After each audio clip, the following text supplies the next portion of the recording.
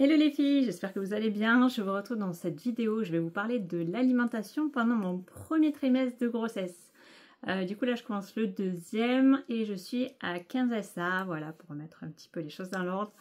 Premier trimestre, ça n'a pas été très simple. C'est vrai que la première grossesse était différente de la deuxième. J'ai eu ma première du coup Lilou à 24 ans, donc voilà, 23-24. Et là, ben, j'arrive sur mes 40 ans, donc voilà, il y a pas mal d'années qui nous séparent et c'est bien différent. Alors pour l'alimentation, ça, j'ai eu des envies et j'en ai toujours. Pour Lilou, c'était du sucré. J'avais envie de manger une crêpe au Nutella une fois par semaine, voilà, c'était ça que j'avais envie. Par contre là, pour la deuxième grossesse, c'est pas du tout pareil. J'ai des envies de salé, donc la première fois où j'ai eu une envie, c'était fruits de mer, du coup des huîtres, je pouvais pas. Du coup, je me suis dirigée vers bulot, crevettes, et du coup, bah, ça allait, donc petit à petit, voilà, semaine après semaine, j'avais des envies différentes. La semaine d'après, par exemple, c'était plus sucré, donc de la brioche, je sais pas pourquoi.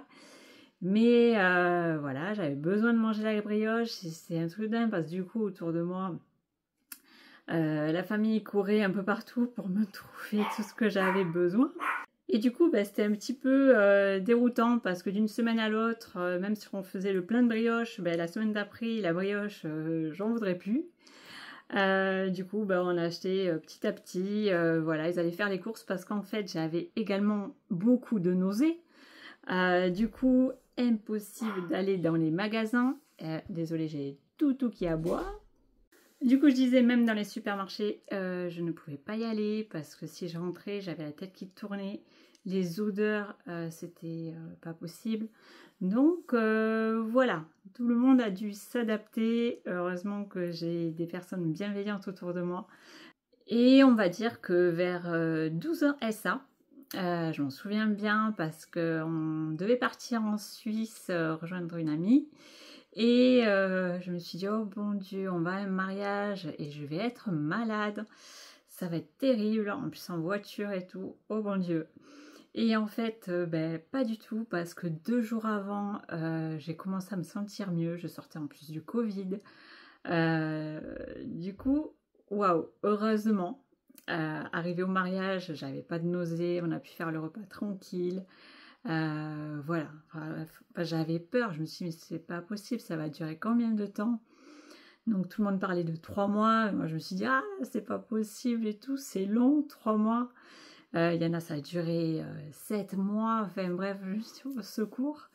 Et parce qu'en fait, même j'ai arrêté le sport, parce qu'impossible de faire du sport entre les nausées, la fatigue, mon alimentation qui n'est pas au top. C'était compliqué. Et du coup, bah, arrivé à 12 SA, je commence à aller mieux petit à petit. Et là, bah, le bidou a commencé à sortir. Et du coup, bah, ça a pas mal changé. Donc là, je suis à 15 SA. Et je me sens beaucoup mieux. Bon, grosse fatigue quand même, que j'avais pas autant pour Lilou.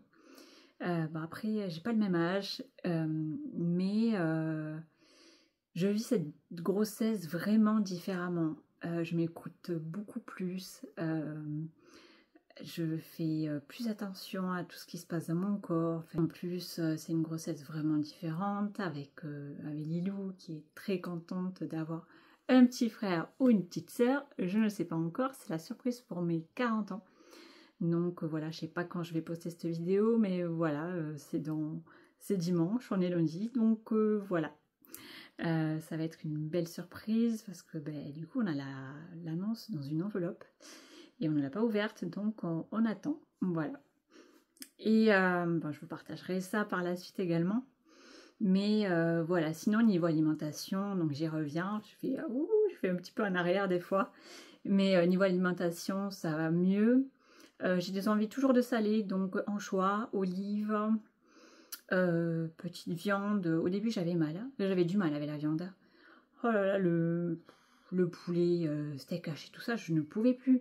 Les odeurs, c'était plus possible en fait. Pendant un moment, La viande, c'était cuit. Je ne pouvais pas. Et là, ça commence à aller mieux. Donc, je suis très contente. C'est à partir de 12 SA que tout a commencé à se remettre en place. Donc, je vous souhaite également que ça fasse pareil chez vous. Voilà. Voilà. Sinon, il y a un petit livre aussi que je me suis acheté. Voilà, c'est Ma grossesse sereine et gourmande. Donc, c'est les conseils d'une sage-femme sur l'alimentation. Donc, à l'intérieur, vous avez des petites recettes qui sont vraiment bonnes. Il y en a quelques-unes que j'ai testées, dont les croquettes de poulet. Et ensuite, elle donne pas mal de conseils. Donc, il n'y a pas que des recettes. Bien sûr, il y a la recette du porridge. Donc, ça, tous les matins, c'est porridge pour moi. Toujours. Je change pas. Par contre, j'ai besoin d'une petite collation le matin vers 10 h. Bon, avant, j'en avais besoin aussi. Et là, toujours, c'est le cas. Par contre, l'après-midi, je prends toujours ma collation, mais il y a des moments où avec les envies, ou je sais pas, ou la fatigue ou quoi, bah, j'ai envie de manger un truc différent. Donc là, en ce moment, c'est les Weetabix, pour celles qui connaissent.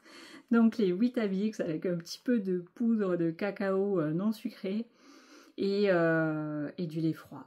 Alors, je me suis remis avec les huiles essentielles. Attention, je sais qu'il y en a qui vont pas aimer. Vous savez que je suis une adepte des huiles essentielles doTERRA et du coup je les ai remises pas mal dans mon quotidien. Donc je me suis beaucoup renseignée sur des mamans du coup qui utilisaient les huiles doTERRA parce qu'attention, menthe poivrée, attention, et en fait chez doTERRA il y a des complexes d'huiles essentielles qui sont vraiment top. Donc moi j'ai mon petit complexe que je prends depuis quelques semaines déjà et ça m'a beaucoup soulagée. Est-ce que c'est ça qui m'a enlevé les nausées ou pas? Je ne sais pas. Donc voilà, je ne donne pas de conseils. Moi, je vous partage juste ce que moi j'ai fait et mon quotidien. Mais franchement, ça m'a beaucoup aidé. En plus, c'est un complexe qui peut m'aider également pour la digestion. Donc voilà. Et je sais qu'il y a des mamans en pleine grossesse qui ont pris ça et qui en sont très contentes. Donc je l'ai fait.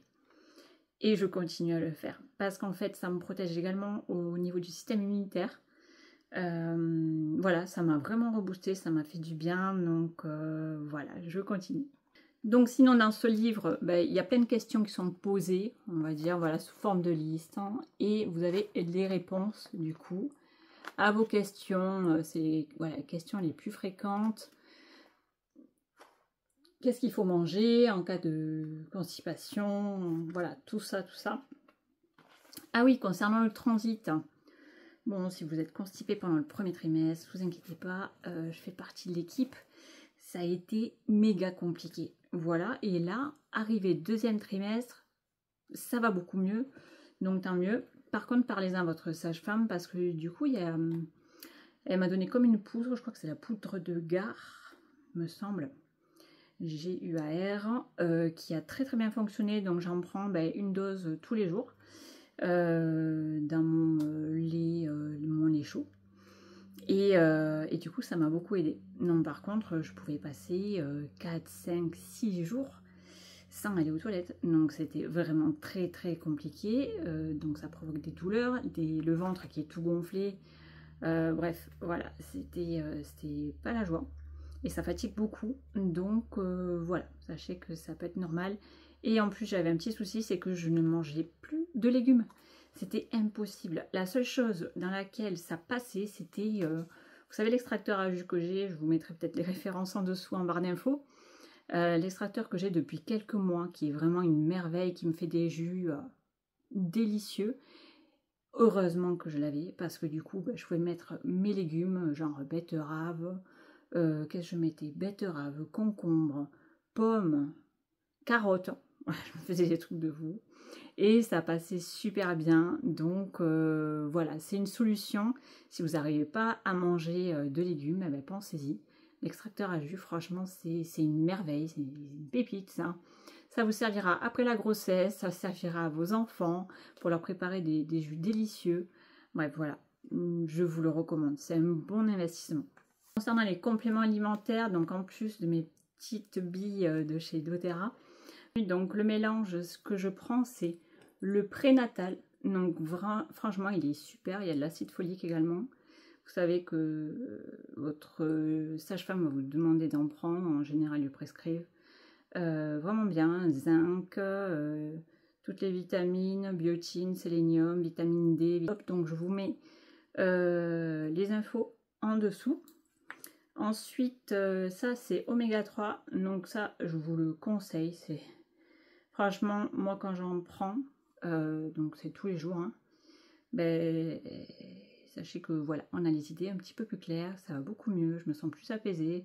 Bref, la totale. Niveau réflexion, je pense beaucoup mieux. Et ensuite, donc moi je finis le collagène que j'ai et ensuite j'entame celui-là et j'ai très hâte. Donc poudre peau et cheveux. Donc ça, je dois le tester. Donc si vous me suivez sur Instagram, vous le verrez passer également. Si vous avez des questions, n'hésitez pas à les poser en barre d'infos. N'hésitez pas à vous abonner, à liker la vidéo. Et sachez que d'autres vidéos arrivent, donc si vous avez des sujets que vous avez envie que j'aborde, n'hésitez pas à me le dire en commentaire. Et ça va traiter de maternité, de sport, pourquoi j'ai arrêté le sport. Arrêter le sport entre parenthèses, je vais m'y remettre, hein, mais c'est juste que c'est très compliqué. Parce que j'ai également d'autres projets à côté, du coup qui me demandent des efforts physiques et je peux pas tout faire parce que l'après-midi, j'ai sommeil, donc la sieste est quasiment indispensable, sinon le soir, je suis vraiment épuisée. Donc voilà, si vous faites partie de la team, grosse sieste l'après-midi, bon, ben, c'est normal, voilà. Bon, je vous dis à très vite pour une prochaine vidéo. En tout cas, j'espère que celle-ci vous a plu. Et je vous dis à très vite.